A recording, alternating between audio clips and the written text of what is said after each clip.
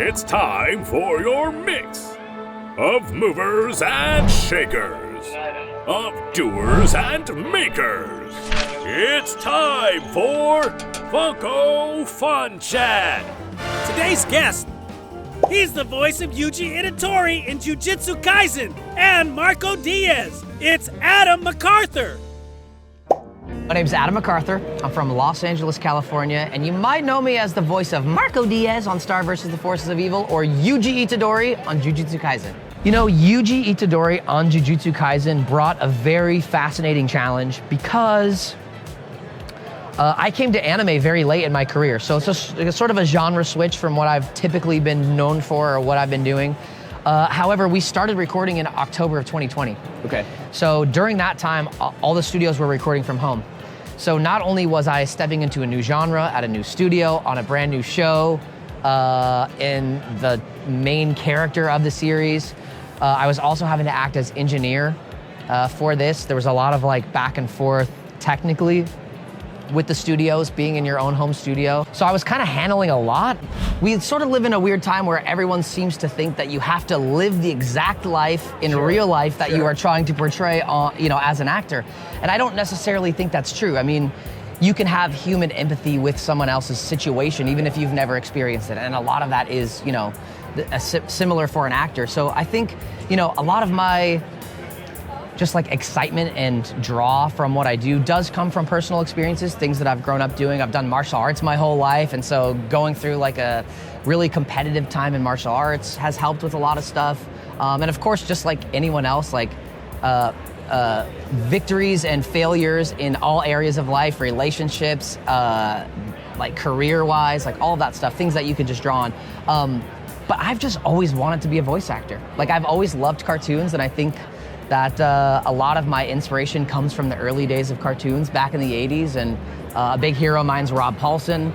A current hero / friend is Eric Bauza. He's an incredibly talented guy, so I get a lot of energy and excitement from my peers in drawing on just their ability to level the game up. I try and do the same. Two of the earliest memories I have are wanting to be an actor and wanting to do Kung Fu.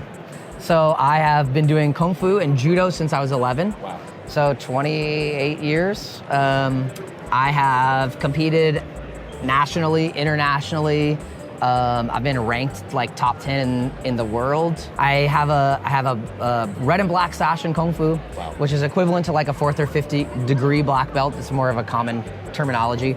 I have a 1st degree black belt in Judo, and I have a black sash in Wushu, which is like a contemporary form of Kung Fu. But yeah, I've traveled all over competing.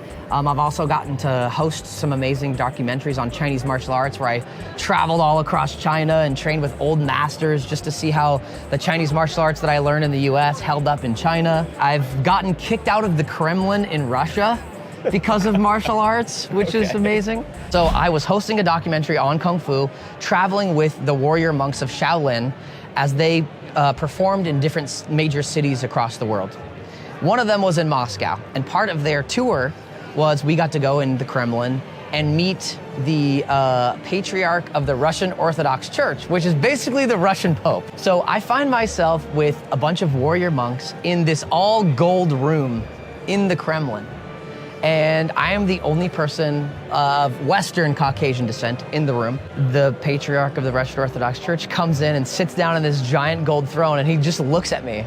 And this guy's like, he's dressed in all black, he's got the tall hat, he's got this giant beard, and he's surrounded by like, Russian Secret Service essentially. And he looks at me and just goes like this. And I'm like, I'm gonna die. This is it, this is where it ends. And all of a sudden, two guys came on either side of me, grabbed me by my arms, walked me out of that room, down this giant set of stairs, and literally escorted me out into Red Square, and I was by myself. And I'm like, as far as like heroes go though, Rob Paulsen is a guy who not only his career has done amazing things, in his personal life, he's gone through, he had throat cancer, and he's been through a ton of stuff, rehabbing his voice to get back, and has never really like missed a step in his career. And I just think, when you're up, your back is against the wall and you're facing these like trials and hardships and having to just go through that stuff and come out on the other side victorious and still like a champion for other people. His positivity and attitude is like I don't know, he's just amazing.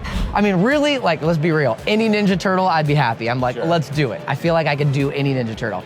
But if I had to pick, I feel like Mikey has my heart. However, all of like people that I've worked with, like on the executive level who like cast shows and stuff like this, I've brought this up to them before. I'm like, who do you see me as?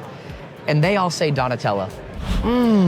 Here at Comic-Con, I will say I got asked to sign an air fryer. There's a character in Jujutsu Kaisen named McArthur, and he's one of the sort of the second year side characters, and he's a machine. And like you see him morph into like a pitching machine during a baseball episode of the show. And so they printed out a circular face of his and taped it on the front of an air fryer, and we're carrying an air fryer around the entire convention.